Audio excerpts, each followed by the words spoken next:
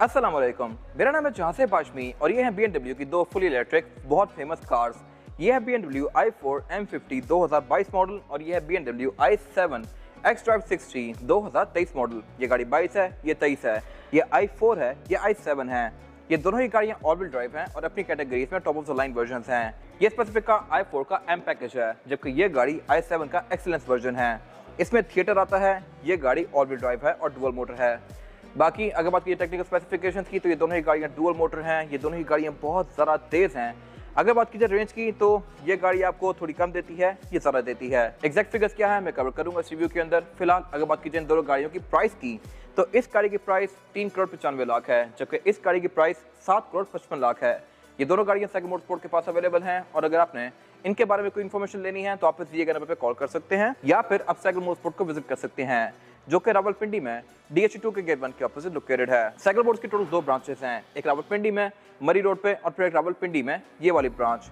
इन दोनों ब्रांचेस पे गाड़ियों की बाइंग एंड सेलिंग के साथ साथ गाड़ियों के काम भी किए जाते हैं, जैसे कि wrap, tint, ceramic coating, PPF, graphene coating. यहाँ पे गाड़ियाँ फेसलिफ्ट भी की जाती हैं और यहाँ पे फिर एक पेंट बुक भी अवेलेबल है। सो गाड़ियों की मॉडिफिकेशन, बाइंग एंड सेलिंग या कार केयर वगैरह के किसी भी तरह के काम के लिए cycle Motors and cycle motorsports is the place. Overall, these are great cars and today I'm going to review them. Let's start with the exterior of these cars. Looks के लिहाज से ये दोनों ही गाड़ियाँ बहुत फ्यूचरिस्टिक हैं और ये दोनों ही गाड़ियाँ अपनी कैटेगरी में इंडस्ट्री के स्टैंडर्ड डिफाइन करती हैं। जब i7 वर्ल्ड वाइड लॉन्च की गई थी तो इसकी लुक लोगों को थोड़ी सी अजीब सी लगी थी कि ये क्या कर दिया है। इसकी हेडलाइट स्प्लिट कर दी हैं, किडनी ग्रिल्स इतनी बड़ी कर दी हैं, ये नॉस्ट्रिल्स लगती हैं। लोगों ने बहुत सारी बातें बनाई थी, but with the passage of time इस गाड़ी की अब आदत होती जा रही है और इसको देखने के बाद अब बाकी गाड़ियाँ पुरानी लगती हैं। Same goes for this car. i4 में किडनी ग्रिल्स जो हैं इसकी बहुत ज़्यादा बड़ी कर दी गई थी और ये लिटरली किसी पिग की नॉस्ट्रिल्स जैसी लगती हैं। लेकिन अब जैसे जैसे आप इसके आदी होते जाते हैं तो बाकी गाड़ियाँ आपको बोरिंग लगने लग जाती हैं। i4 बेसिकली एक छोटी कैटेगरी है, i7 7 सीरीज है, ये 4 सीरीज है, ये 7 है और 7 में लग्जरी पे बहुत ज़्यादा फोकस किया गया है और ये साइज़ के लिहाज से भी अच्छी खासी बड़ी है। अगर बात कीजिए इस गाड़ी की किडनी ग्रिल्स की तो इनके आसपास ये नियॉन कंटिन्यू करती है, जो कि रात के टाइम इस गाड़ी की लुक को काफ़ी डिस्टिंक्टिव बनाती है, जबकि इसकी किडनी ग्रिल्स बिल्कुल नॉर्मल सी हैं और इनमें कोई लाइट वगैरह नहीं दी गई। बाकी इन दोनों की किडनी ग्रिल के अंदर रडार आता है और इसके अलावा कैमरास भी आते हैं। ये दोनों ही गाड़ियाँ 360 डिग्री कैमरा सेटअप भी ऑफर करती हैं और इसके अलावा इन दोनों के ही BMW के लोगोस के आसपास ब्लू कलर के कॉलर्स दिए गए हैं, जो कि डिनोट करते हैं कि ये कार्स इलेक्ट्रिक हैं। 7 सीरीज में BMW 2 टोन कलर भी ऑफर करता है। ये गाड़ी आप देख सकते हैं कि 2 टोन में है, ब्लू और सिल्वर के कॉम्बिनेशन के साथ। और इसके अलावा ये गाड़ी ऑल वाइट है और इसमें बहुत सारी M पैकेज वाली ट्रिम्स दी गई हैं। साइज के लिहाज से ये गाड़ी फुल साइज सेडान है, जबकि ये गाड़ी एक स्पोर्ट बैक शेप में है और नॉर्मल सिविक वगैरह के साइज की है। ये दोनों ही गाड़ियाँ ऑल व्हील ड्राइव हैं, लेकिन 7 सीरीज के अंदर एक चीज़ काफ़ी इंटरेस्टिंग आती है और वो है ऑल व्हील स्टीयरिंग। आप उसको इनेबल डिसेबल कर सकते हैं और उसका बेसिकली फंक्शन ये है कि आप जब गाड़ी को टर्न करते हैं तो उसके अगले टायरों के साथ साथ पिछले टायर भी मुड़ते हैं ऑपोजिट डायरेक्शन में। तो ये मेरे ख्याल से काफ़ी इंटरेस्टिंग चीज़ है और इतनी बड़ी शिप जितनी गाड़ी के लिए ये चीज़ एक मस्ट हैव है। ये गाड़ी के टर्निंग रेडियस को काफ़ी हद तक बेहतर कर देती है। बाकी रिम इस गाड़ी में 20 इंचेस के हैं, इसमें 21 इंचेस के हैं। रिम इन दोनों ही गाड़ियों में स्टैगर्ड आते हैं। इन दोनों ही गाड़ियों में आगे टायर का साइज 255 है और पीछे टायर का साइज 285 है। ये गाड़ी 7 सीरीज है, बट स्टिल इसमें टायर i4 के बराबर है, क्योंकि ये i4 भी कोई आम i4 नहीं है, ये M पैकेज वाली गाड़ी है और परफॉर्मेंस के लिहाज से बहुत नेक्स्ट लेवल पे है। अगर बात की जाए परफॉर्मेंस फिगर्स की तो इन दोनों ही गाड़ियों के करीब करीबी हैं। ये दोनों ही गाड़ियां 500 समथिंग हॉर्स पावर प्रोड्यूस करती हैं। ये गाड़ी एग्जैक्टली 536 हॉर्स पावर प्रोड्यूस करती है, लेकिन जो इसमें बैटरी है ये 83.9 किलोवाट की आती है, जबकि इस गाड़ी में बैटरी 105 किलोवाट की आती है, यानी कि 105 वर्सेस 84। तो इस गाड़ी की जो रेंज है ये थोड़ी कम है as compared to this car. 7 series आपको सिंगल चार्ज में 620 किलोमीटर तक की रेंज दे सकती है, जो कि एक बहुत ही मैसिव किस्म की रेंज है और इस कैटेगरी में मेरे ख्याल से ये गाड़ी सबसे ज़्यादा ऑफर करी है। जबकि ये गाड़ी आपको नॉर्मल टेस्लास वगैरह जितनी रेंज ऑफर करेगी, जो कि तकरीबन 420 से 430 किलोमीटर की है।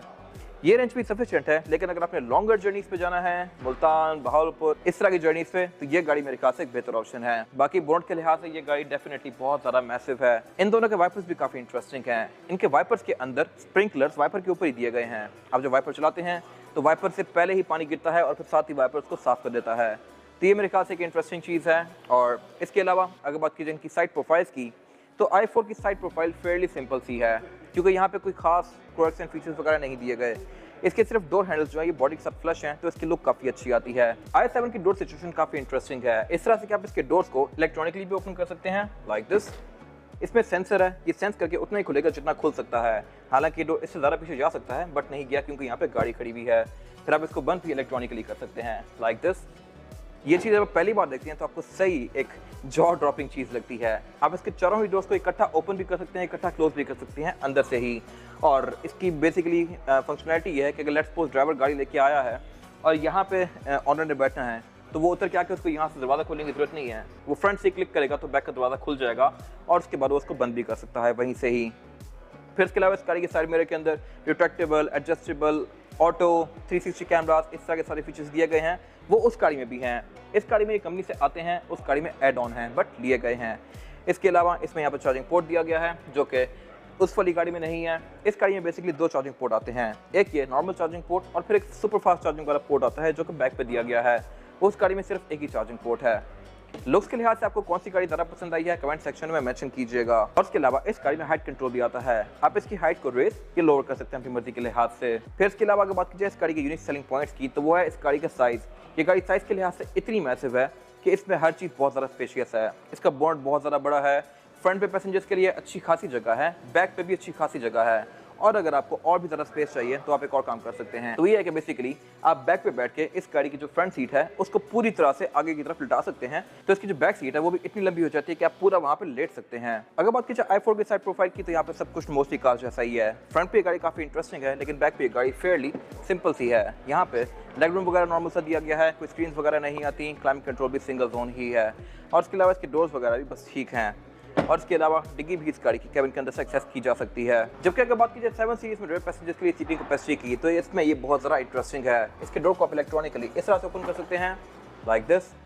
इसमें मैनुअल रिलीज भी आता है यहाँ पे। और इसके अलावा अगर ये दोनों सिस्टम डेड हो जाए तो एक फिजिकल रिलीज भी दिया गया है, जिससे आप इसके डोर को खोल सकते हैं। इसके अलावा इसकी सबसे इंटरेस्टिंग सीट यही वाली है। इस सीट को आप स्क्रीन से जाकर लिटा भी सकते हैं। इस पर बेसिकली शोफर ड्रिवन मोड आता है, जिसमें आप फ्रंट सीट को पूरा डैशबोर्ड के ऊपर फोल्ड कर सकते हैं, और इसकी रेयर सीट जो है ये पे प्रॉपर इस तरह से लेट जाती है कि आप पूरा टांगे फैला के बैक पे लेट भी सकते हैं। और अगर आप इस पर लेटें तो काफ़ी इंटरेस्टिंग व्यू आता है आपको। इसकी सीट्स काफ़ी कंफर्टेबल हैं, फिर में मसाजर फंक्शन भी है, और ये हीटेड और कूल्ड दोनों हैं। और इसके अलावा फिर इसमें एयरवेंट्स भी काफ़ी सारे हैं। और सिर्फ यही नहीं, इन सब के साथ आपके बिल्कुल मुंह के सामने 31 इंचेस की बड़ी सारी स्क्रीन भी होती है, तो जिस पे आप नेटफ्लिक्स या मूवीज़ वगैरह देख सकते हैं। तो ये मेरे ख्याल से किसी भी कार के लिहाज से एक बहुत नेक्स्ट लेवल चीज़ है। ये सारी चीज़ें इस गाड़ी ने ऑफर की हैं, और अब आहिस्ता आहिस्ता आपको बहुत सारी कार्स में नज़र आना शुरू हो जाएंगी। ये गाड़ी इंडस्ट्री का स्टैंडर्ड डिफाइन करती है।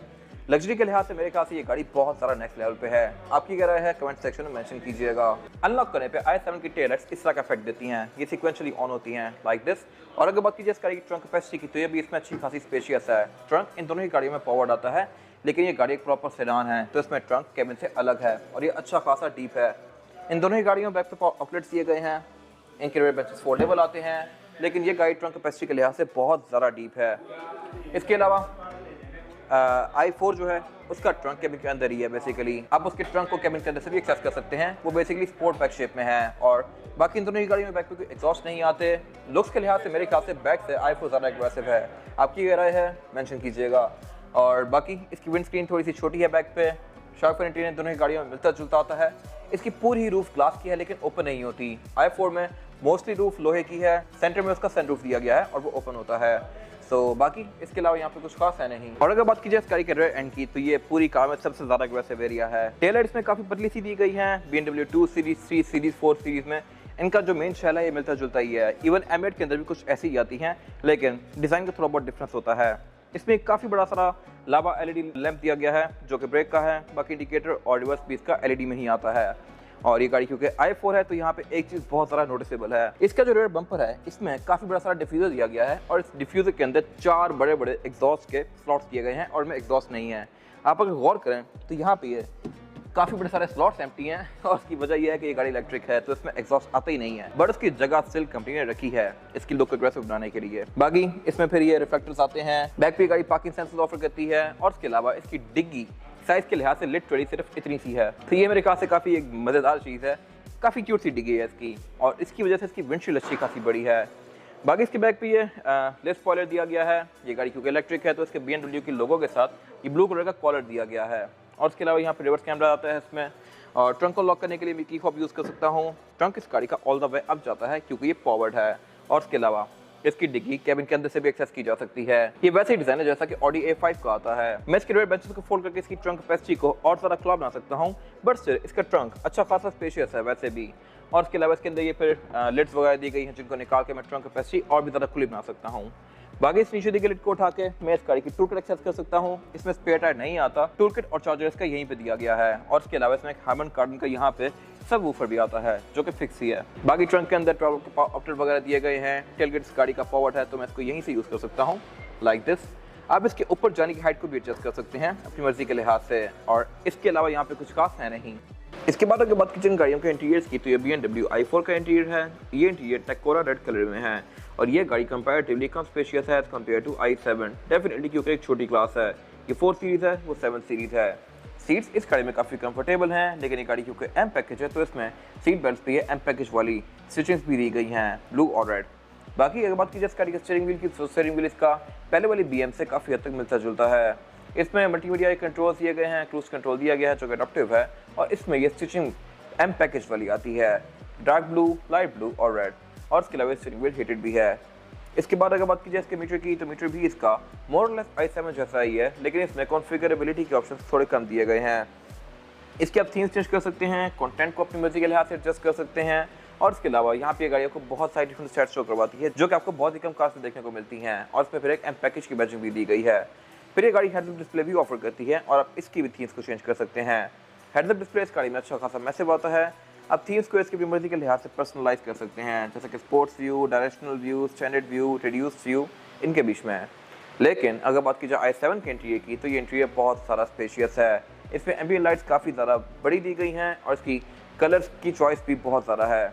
इसको आप मोड्स के साथ भी चेंज कर सकते हैं। और इसके अलावा इंटीरियर की एक ओवरऑल जो वाइब है ये इसकी बहुत ज़्यादा लग्जरियस है। इसमें सीट्स भी काफ़ी चौड़ी आती हैं।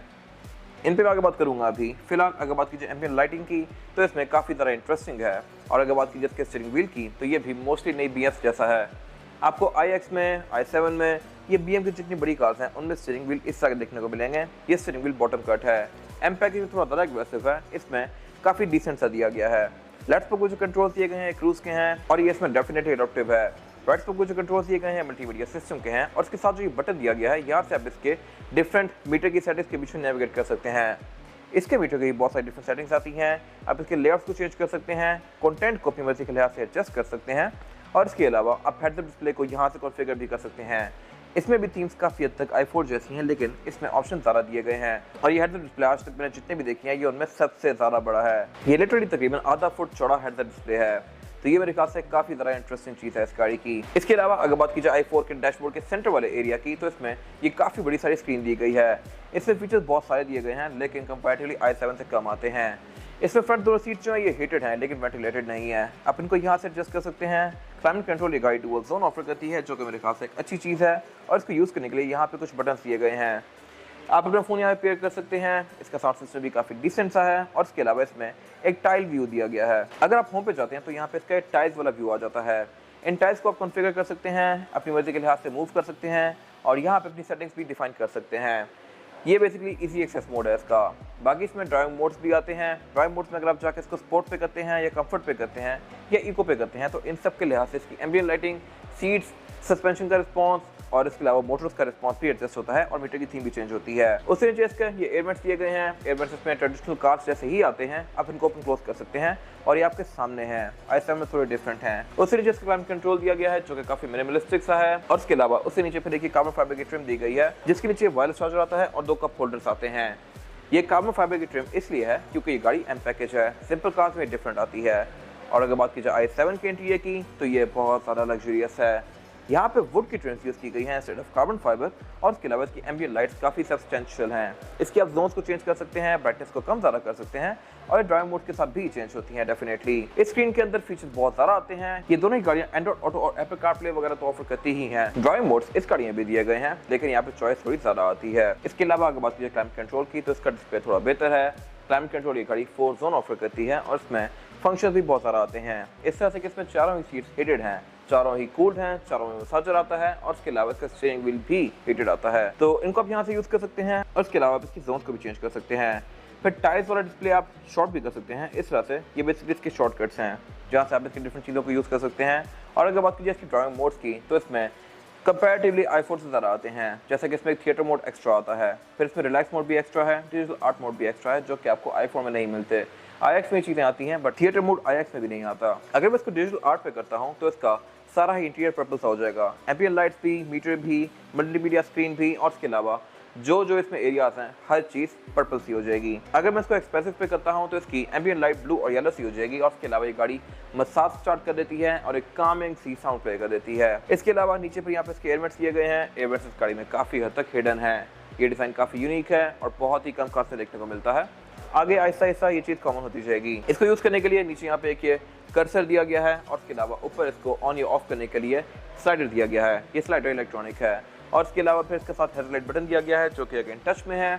हेडलाइट के साथ इस गाड़ी की एम्बिएंट लाइट्स भी फिक्र करती हैं। इस चीज़ को अपनी मर्जी के लिहाज से ऑन ऑफ कर सकते हैं। और इसके अलावा ये ऐसा नहीं है कि जब तक हेडलाइट चलेंगे ये ब्लिंक करता रहेगा, ये हार्डली 3-4 सेकंड ब्लिंक होने के बाद बंद हो जाता है। इसके अलावा इसके ग्लास कंपार्टमेंट को ओपन करने के लिए यहाँ पे इलेक्ट्रॉनिक बटन दिया गया है। अब इसको इलेक्ट्रॉनिकली ओपन करेंगे लेकिन क्लोज हाथ से करेंगे।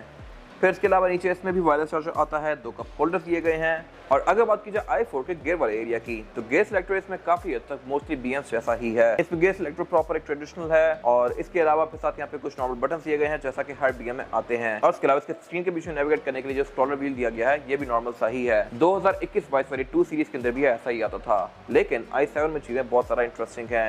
इस तरह से इसका सारा ही पैनल रीडिजाइंड है। फीचर्स यहाँ पे मिलते जुलते ही हैं, लेकिन इसकी प्रेजेंटेशन काफी ज्यादा मजेदार है।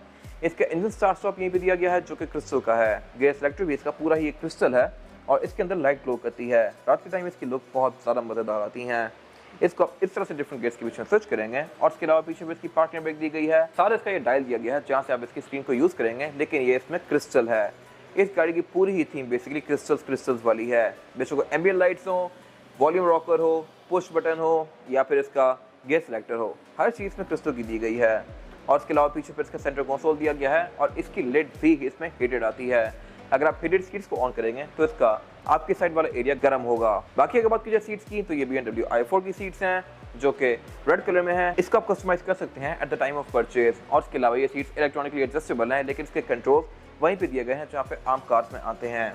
सीट बेल्ट्स में इसके ये पैकेज वाली स्टिचिंग दी गई है। साउंड सिस्टम ये गाड़ी हार्मन कार्डन को ऑफर करती है। इसके अलावा इस गाड़ी में सनरूफ आती है, जिसको आप नॉर्मली फोल्ड अनफोल्ड कर सकते हैं हर कार की तरह। लेकिन i7 में चीज़ें डिफरेंट हैं। i7 में सनरूफ नहीं बल्कि पैनोरामिक रूफ आती है, ये ओपन नहीं होती। ये चीज़ें मैं कवर करूँगा अभी। फिलहाल अगर बात की जाए इस गाड़ी की सीट्स की, तो इसका भी इंटीरियर टकोरा रेड कलर में है, लेकिन इसकी seats land cruiser ZX V8 से भी ज़्यादा स्पेशियस हैं, तो ये मेरे ख्याल से काफ़ी मज़ेदार चीज़ है।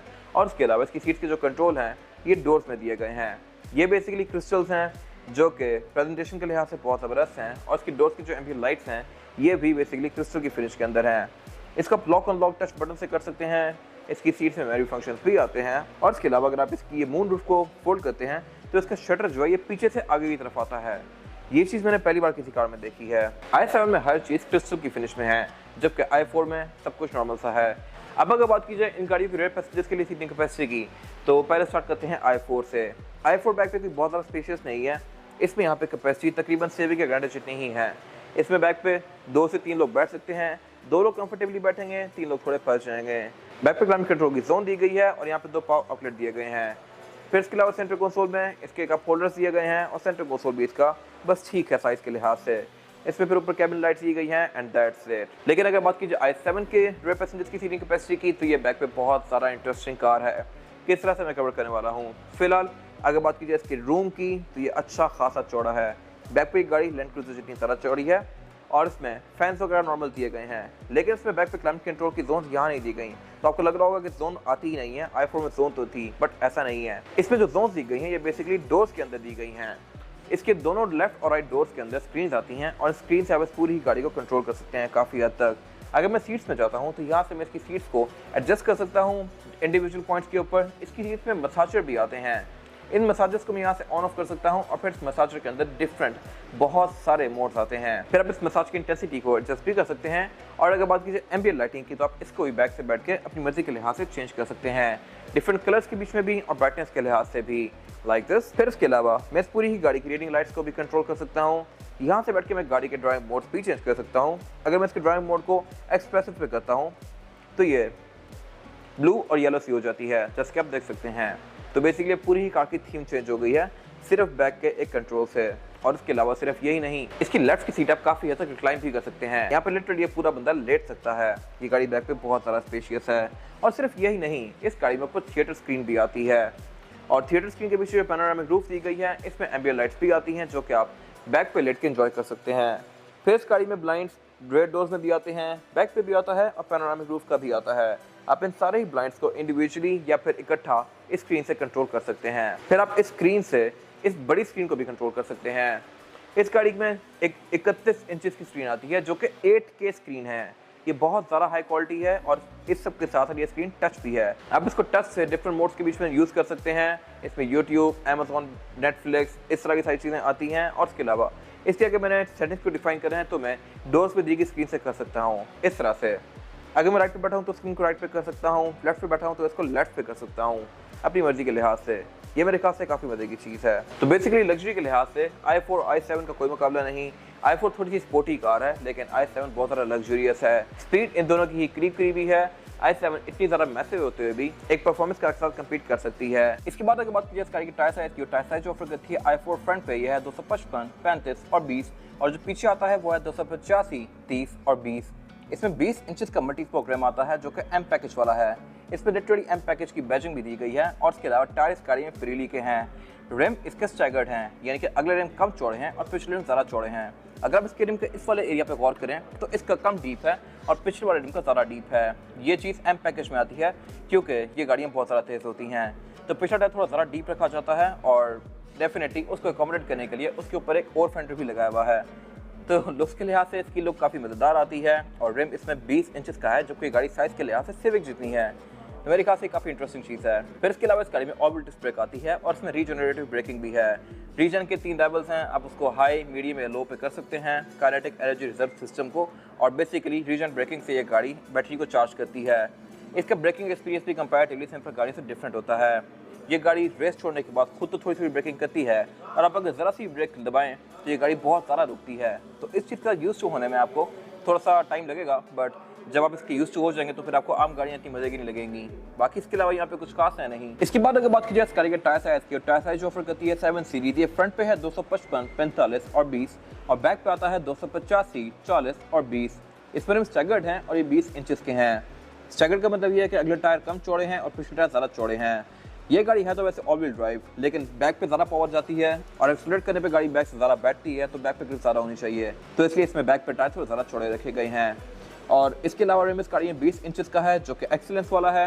एक्सीलेंस में ये वाला रिम आता है जो कि एम पैकेज में थोड़ा सा डिफरेंट आता है। बाकी इसके अलावा इसमें फिर हाइट कंट्रोल भी आता है, ट्रैक्शन कंट्रोल भी आता है, ड्राइव मोड्स आते हैं। इस तरह की बहुत सारी चीज़ें आती हैं जो कि स्केलेट को बेहतर बनाती हैं। इसके अलावा यहाँ पे कुछ खास है नहीं।